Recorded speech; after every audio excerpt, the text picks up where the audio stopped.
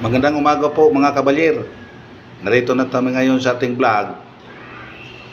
At ang paksa na pagtalakay natin ngayon patungkol po sa sino ang mag-qualify bilang PIBAW pensioner. Talakayin natin ito lahat para malalaman kung sino man ang mag-qualify, pwede kayo na mag-file nito. Subalit bago tayo pupunta dito sa paksa natin, pagpaumanhin po ninyo, marami tayong shout out. Kaya umpisahan natin ng shout out. Shout out muna kay Lieutenant Colonel Mike Maamo, Battalion Commander ng 805 Ready Reserve Battalion sa Leyte. At saka kay ang commanding officer sa Alpha Company Ready Reserve Battalion na si Mayor Captain Alan Jose Aroy, company commander ng Alpha Company 805 Ready Reserve Battalion. Sa atin pong butihing XO sa Alpha Company na si Major Dr. Wilfredo Madruna. Ito ang XO ng Alpha Company 805 Ready Reserve Battalion. Ngayon, punta tayo sa, pasensya na kayo mga kabalyer, marami kasi itong shoutout nag-request. Ngayon, shout out muna sa lahat ng mga retirees na na-assign sa 52nd IB Eagle Battalion. Shout out sa lahat ng mga retirees na na-assign sa 8th Infantry Division. Kay Second Lieutenant Cecilio Tabuada, idol ko ito na Sergeant Major ko noon sa 52nd IB, nakasama ko. Shout out kay Second Lieutenant Romero Sakay Mirin, nasa Ormoc siya ngayon. Kay Second Lieutenant Bernardo Cusina, nasa Bontoc, kasalukuyang na-employ sa ACDE. So, yung mga retirado na nangailan ng pera, punta lang kayo sa ACDE. Nandoon si Lieutenant Cusina, i-entertain kayo doon. Shout out kay Second Lieutenant Agapito Abad III, nasa Cebu ito ngayon. Shout out kay Second Lieutenant Cecilio Saliling Marino, parang kuan ito siya ngayon nasa SB sa Samar. Shout out kay Second Lieutenant Dick Mabutin Lunod sa Samar.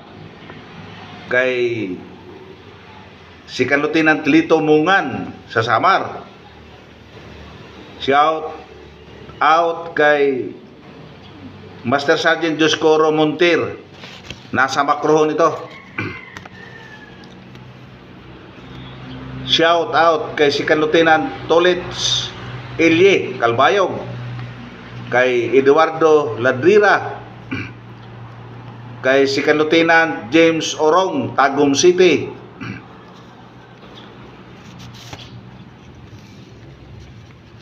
kay Second Lieutenant Erwin Caimbre,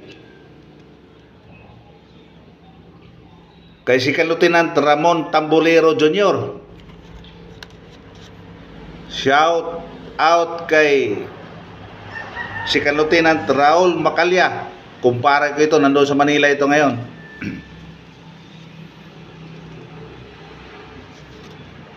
At saka sa lahat ng mga retirado na nakasama ko sa 52nd IB, nakasama ko sa 8th Infantry Division Philippine Army, kumusta kayong lahat? Mga kabalyer, sana po nasa mabuti kayong kalagayan.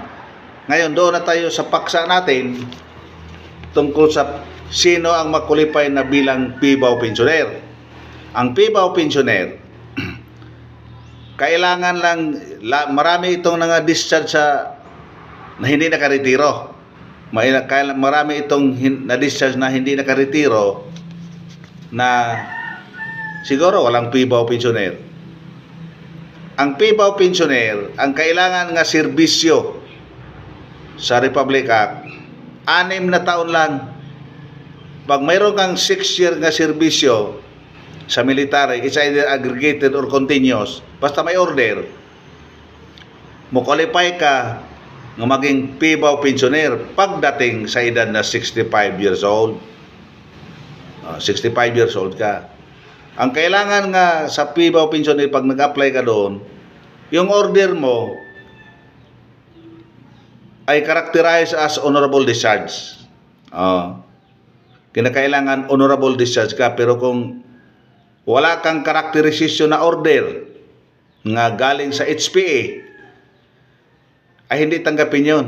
Dahil isa yan sa mga requirements, yung order mo na na-characterize, kahit anong kaso mo, basta na ang order mo na-characterize, ibig sabihin, may HPA order as honorable discharge. 6 years ka lang sa military service, pwede ka na mo-qualify ka, provided nga honorable discharge. Tapos yung mga honorable discharge na gusto mag-file sa PIBAW, ito ang mga requirements sa PIBAW na kailangan. Birth certificate. Kasi tingnan doon yung birth certificate mo kung kailan ka ipinanganak, anong petsa. At saka yung birth certificate kasi importante yon para pagbasihan na 65 ka na. Saka pangalawa, kinakailangan yung birth certificate mo, hindi hindi yung late registration, yung original talaga. Pag late registration ka, pwede rin, pero maghingi ka ng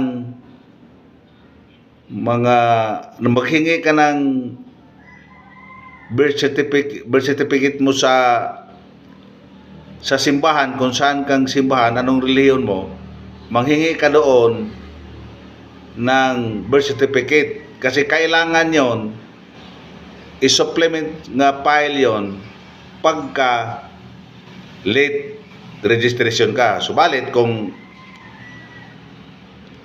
hindi late registration, walang problema yon, lechon lang yon. Tapos kasama submit mo doon sa PIBAW yung honorable discharge o characterized na order nga discharge. Tapos yung ID mo, kung mayroong ID, PIBAW ID, kung yung ID mo. Kung hindi ka naka-retire, wala ka mang retirement ID, ito lang muna ang ipakita mo, birth certificate, at saka yung characterization sa honorable discharge. Yun lang mga kabalyer ang kailangan upang makwalify ka bilang PIBAW pensioner. Sayang naman ang PIBAW pensioner eh. Yung PIBAW pensioner kasi, pag 65 ka, ang matanggap mo doon, 5,000. Pagka nag-70 ka, dagdagan ng 1,700 yon. So 6,700 na. Dagdag yon bawat 5 taon hanggang makarating sa 10,000. Yan ang programa sa mga pensioner sa PIBAW, requirement sa PIBAW. So sa ngayon, ito lang muna. Kahit pagdabihin natin kasi yung kuan, hindi ma-digest ng mabuti yun. Kagaya ng pagkain ba, pagka marami ka na nakain, makuha ka, may patso ka. Kaya dahan-dahan lang natin yung vlog natin para bawat vlog, isang paksa lang ang babanggitin natin upang lubos na maintindihan. Anyway, araw-araw tayo nagbablog, walang problema. So, sa mga na-shoutout ko, maraming salamat sa pakikinig nyo. At para ma-update rin kayo, mag-comments kayo, i-share nyo, tsaka yung notification bell para ma-update kayo lagi.